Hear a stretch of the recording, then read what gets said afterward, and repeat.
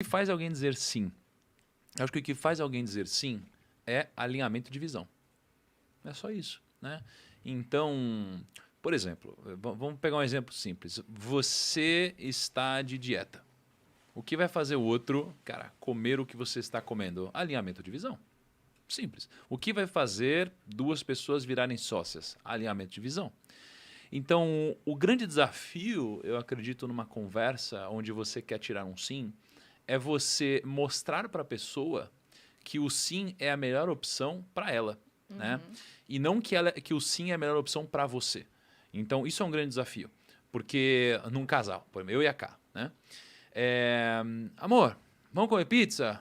Ah, não, Ti. Pizza de novo, eu quero japonês. Falou, tá bom, então vamos comer japonês. Cara, para ela, eu quero comer pizza. E eu não estou dizendo isso porque comer pizza é o que eu imagino que ela queira, né? Agora, se ela sentir que comer pizza é o que eu imagino que ela queira, ela vai querer. Então, e aliás, só uma coisa engraçada é que quando eu quero comer japonês, eu sugiro pizza. Quando eu quero pizza, eu sugiro japonês porque a cara é meio do contra. Rei do Essa é a persuasão. realidade. Essa é a realidade. Mas, brincadeiras à parte, eu acho que o que traz o sim é o alinhamento de visão. E para você alinhar a visão do outro, você precisa entender a motivação do outro. Né? Então, se a motivação do outro é ficar rico, no seu pitch, o que você vai dizer é que, cara, isso aqui pode te ajudar a ficar rico. Se o alinhamento da outra pessoa é um propósito, cara, você vai alinhar a realidade dessa pessoa hoje com uma visão que traga isso como parte integrante da resposta, né? Então, o grande segredo é entender a motivação do outro e você alinhar a sua visão com a dele. Isso daqui vai trazer o sim. E agora o caminho é uma grande complexidade, é um desafio. Mas para mim é alinhamento de visão. Vamos focar um pouco mais nesse tema de você e da Ká, que vocês têm um casamento muito bem sucedido, né? Deve ser legal ser casado com uma pessoa assim que te dá apoio, que não briga com você. Quer falar um pouco mais disso? E você, Júnior, o que você acha?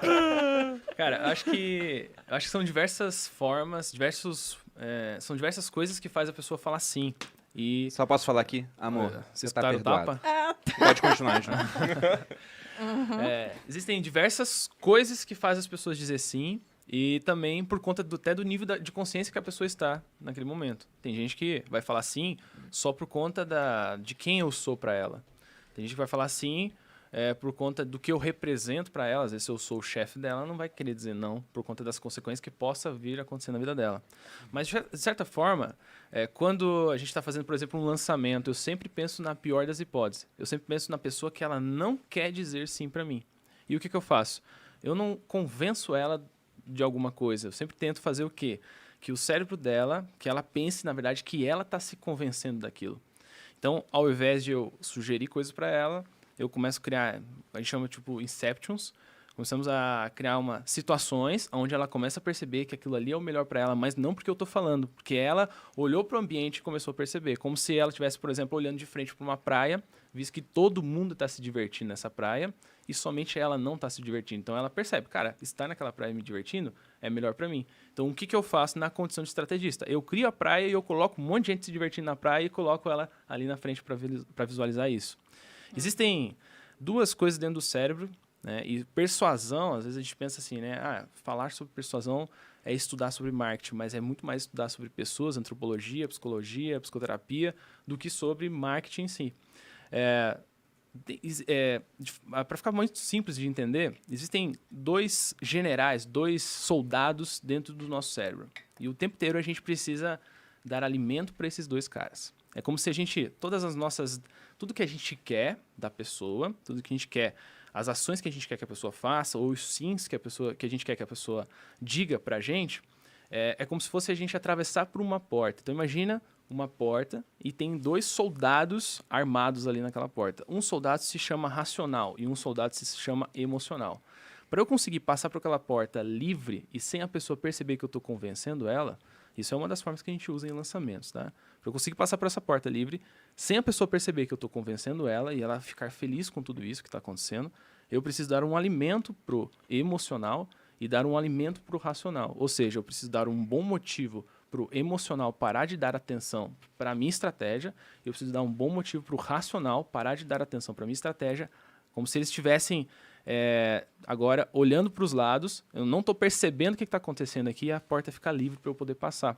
A partir desse momento, quando eu dou alimento para esses 2 caras, eu consigo fazer praticamente o que eu quiser com outra pessoa. Isso é tão legal, mas é muito perigoso também ao mesmo tempo. Porque é com isso que a gente tem que ativar o mais possível o bom senso, porque senão a gente vende produtos para pessoas que não precisam daquele produto, ou para pessoas que não têm dinheiro. Então, sempre tem como convencer uma pessoa a fazer uma coisa que às vezes ela não quer fazer. Então, tem que ser utilizado com muito bom senso essas estratégias assim, de persuasão, que é perigoso. Persuasão é quase um superpoder, na sua opinião, então. É um superpoder. Na verdade, é um superpoder. É um superpoder. Por exemplo, eu já recebi inúmeros convites, por exemplo, para fazer campanha de governador. Já sentei por exemplo, já sentei com o presidente já algumas vezes. E eu sou uma pessoa que escolhi não mexer com isso, porque eu sei do poder que tem. Eu sei do poder que a gente pode fazer. Eu sei que, juntando algumas pessoas ali, juntando algumas estratégias, eu sei que a gente pode fazer com o país. Então, eu acredito que é um superpoder, sim. Na tua visão, Juvenal? No bolo Tinder, assim, como é que você consegue eu ter o sim, cara? A moral aqui é que no final você concorda com o que todo mundo falou, né? Todo mundo falou muita coisa. Não, cara, tem uma pressão aí pra você dar a resposta mais bonita agora. Não, o Thiago me olhou ali já com um olhar assim, beleza, agora... Caraca, gente, eu vou parar de olhar pra vocês. Tô brincando. A estratégia do podcast é dar um... Mas sabe o que eu ia dizer? Que eu utilizo isso com o Bruno, real agora, oficial, de sacanagem, mas sem perceber, né? Porque muitas vezes a gente conversa, não é que a gente quer persuadir o outro a fazer o que eu quero convencê-lo de que aquilo pode ser bom, tanto para mim quanto para ele. Então, quando a gente foi mobiliar, agora a gente está mobiliando lá a casa e tal, seguimos nessa briga 1 ano depois, né? Ainda continuo comprando coisas para casa. E eu lembro que algumas coisas eram bem caras, bem diferentes do que a gente já tinha consumido em toda a nossa trajetória. E eu queria convencer o Bruno de que aquilo de fato tinha valor. Então, eu olhava o que ele dava valor. Então, por exemplo, a gente comprou lá a famosa cadeira que sempre vem à tona aqui nesse podcast, que foi uma cadeira bem cara, do Sérgio Rodrigues, que tem toda uma história por trás. E aí, o que eu faço? Eu sei que o Bruno gosta de história, eu sei que o Bruno vê valor nessas coisas, então eu levei ele até a loja e mandei o cara contar a história da poltrona pra ele. Lá no Rio, a gente chama isso de Eu malandragem caí como carioca. um patinho, assim. A Malu conhece os gatos. Primeiro ela chega assim e ela me ancora. Ela fala, olha esse sofá aqui. 300 mil. Eu falo, pelo amor de Deus. Aí depois que ela me mostra, e tem esse, que é só 180. Eu falo, pô, bem mais tranquilo, né? Porque é muito caro do mesmo jeito. Tô dando valores aleatórios aqui. Valores aleatórios, eu não paguei. Mas essa poltrona, ela conseguiu me convencer, assim, de fato. É do Sérgio Rodrigues, aquela poltrona mole. E eu já tinha visto na casa do Thiago, por exemplo. É muito confortável, só que é um valor muito alto. Eu não sei agora quanto que tá, mas chuta aí que é uns 50, 60 mil. É realmente muito caro por uma poltrona. E até então, a gente não tinha tido móveis em casa. Quando a gente mobiliou uma casa para morar junto, a gente mobiliou a cozinha e o quarto. Não comprava sofá. Tava lá embaixo, né? Então tava lá embaixo. E era móvel, comprava nas Casas Bahia, era super barato. Sem falar que a geladeira minha mãe deu, o forno de micro-ondas é minha tia, então foi mobiliado assim. Aí mudamos para São Paulo, a gente mudou para apartamentos já mobiliados. Então também não teve custo com mobília. Quando eu fui ver o quanto custa a mobília, aí eu entendi por que o pessoal começa a vida endividado, porque é muito caro. E é assim, ó. O sofá barato ainda é um sofá caro. A não ser que seja um sofá que você senta e você quer levantar, que não é confortável. E o problema do móvel caro é que depois que você senta, não tem como dessentar. Não existe. Você gravou aquilo. Depois que você vê, experimenta algo bom. Mas eu sempre fico pensando em termos de custo de oportunidade. A Malu mostrava uma coisa e eu pensava, poxa, esse dinheiro pode estar investido, posso estar comprando Bitcoin. Aí ela foi e falou pro cara, conta a história dessa poltrona que tem não sei quantos anos, né? Acho que tem uns 60 anos quase. É o mesmo modelo. Aí era feito de jacarandá, não sei o quê. Aí lá em Brasília o pessoal comprou para mobiliar os palácios do governo porque a bunda do político merece o que é de bom e de melhor, logicamente. Ela foi contando a história e aquilo me convenceu na hora.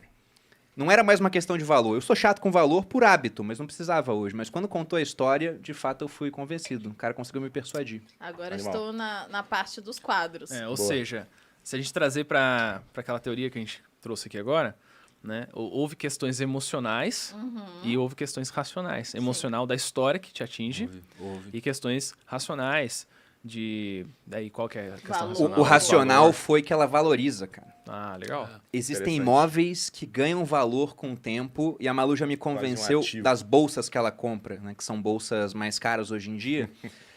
E eu não compro nada porque ela não deixa.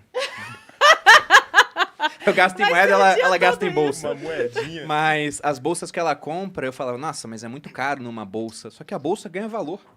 Porque a bolsa ela é cotada em dólares, Sim. né? E o dólar valoriza contra o real ao longo do tempo. E quando ela vai vender, ela comprou uma bolsa uma vez e revendeu. E revendeu por praticamente o mesmo preço, mesmo tendo usado a bolsa durante um tempo. E se tivesse esperado mais, poderia ter revendido mais caro, quando o dólar subiu em Se ela relação desse um ao autógrafo, seria real. mais caro, né? E Mas tem tem um mais- ponto. Exatamente.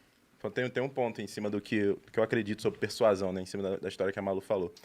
Que é crucial, né? Todo mundo utiliza a persuasão, querendo ou não, né? Sabendo ou não que está utilizando. Mas um fato é que a galera acha que é um tema mais voltado à venda, né? E na real não é, né? Você precisa convencer alguém de algo que você quer realizar ou que alguém quer que faça para você. Isso aí dentro do ambiente de trabalho, dentro do ambiente familiar, um pai, mãe, esposa, marido, né? Nessa brincadeira que vocês estão fazendo. Que não sei se é brincadeira de fato, a Malu riu Essa agora, brincadeira né? tá gerando filhos. É, cara. viu? Não, do boletim. Mas a persuasão, cara, ela é uma ferramenta assim, muito poderosa. Eu acredito que é a mais poderosa da venda em si, né? Mas de convencimento de pessoas. É uma coisa totalmente psicológica, assim, não é de marketing de fato. E essa ferramenta, eu acho que é uma obrigação. Acho que o ser humano que quer algo a mais da vida deveria aprender a utilizar isso de forma proposital, entendeu? Então, tipo, cara, se você Sim. quer algo a mais da sua vida, Intencional. intencionalmente, faça essas coisas. E aí, o que vai diferir se você está sendo aquele carinha que usa isso para vender a pirâmide do Bitcoin ou para fazer algo, vender algo que de fato agregue na vida das pessoas? É usar isso com genuidade, né? E sendo baseado nos seus princípios, cara. Acho que é a diferença aí na linguagem carioca, né? Do malandro pro genuíno ali, né? A persuasão não é só para vender. A gente tem a mania de achar que toda vez que fala venda é um produto. Uma troca de produto, uma troca de serviço. Não é só isso. Se você for perceber, né, eu conheço pessoas, por exemplo, e eu utilizo isso também sempre que eu posso, para persuadir, né? Às vezes fica meio pejorativo, mas para ser uma pessoa... por exemplo, né, eu estaciono o carro todos os dias no prédio. Se eu, de forma estratégica, não que eu sou maldoso, mas de forma estratégica, tratar, de repente, as pessoas que estão trabalhando ali, dar um presentinho, ser um cara muito legal, mano, eu não vou precisar nem pedir. Esse cara, ele vai, às vezes, guardar uma vaga boa pra mim. Então, tem gente que faz isso em tudo. É por isso Trata que eu nunca acho as vagas boas aqui no Brasil. Entendi! Você viu, né? Aprendendo! Aham. Então, você Só pode fazer notando. isso pro porteiro, você pode Pra todo fazer mundo. isso, sei lá, tanto pra sua esposa, pode fazer isso pros seus filhos, pode fazer isso pra vender produto, pode fazer isso com as pessoas que trabalham com você. Então, a vida fica muito mais fácil, né? Quando você sabe utilizar desses gatilhos. Mas é importante o quê? Que você use pro bem de todos, não só pro seu próprio bem. Que Isso é senão você maravilha vira no um restaurante, manipulador, né? No restaurante. O restaurante é maravilhoso, eu faço O isso cara vai te direto. trazer aquele prato Chama que o ele garçom sabe. pelo nome, O peixe mais fresquinho e tal. Mano, pergunta da história dele. Eu já fui garçom e as pessoas não faziam isso comigo, a maioria das pessoas, né? E recebi um melhor atendimento porque eu fazia, mas no lado contrário, né? Sentado na mesa e, cara, receber a pessoa, perguntar o nome dela, perguntar alguma coisa da história dela e criar algum tipo de conexão. Você sempre sai com um prato que não tá no cardápio. exatamente. Todo mundo quer tratar bem alguém que A reciprocidade também te incrível. trata bem, né? Isso. Então, vamos entrar já nesse tema, assim. Tem de até um algumas exemplo bom pra isso. armas da persuasão. Mas até te dando uma ideia de copy, ô Juvenal, pro Bolo Tinder, já que todo mês você tá lá e Caramba, tem velho. que renovar o acervo, né? Tá ficando mais difícil com o passar do tempo. Mas tem uma frase do Albert Camus, onde ele diz que charme Deixa eu é anotar receber um sim sem ter feito pergunta alguma. Perfeito. Então, quando eu falei aqui do sim, por exemplo, o que vem na minha cabeça que ajuda a persuadir uma pessoa, né, a convencê-la por completo, que seria a origem da palavra etimológica, seria essa questão de você demonstrar tanto valor que a hora que você faz alguma coisa, a pessoa te diz um sim. Sabe aquele meme que o pessoal fala, toma meu dinheiro, né? Sim. Toma aqui o meu dinheiro. Tá tão acima, assim, em termos de valor, na percepção daquela pessoa, que ela tá desesperada para te falar um sim, embora você não tenha feito pergunta alguma antes.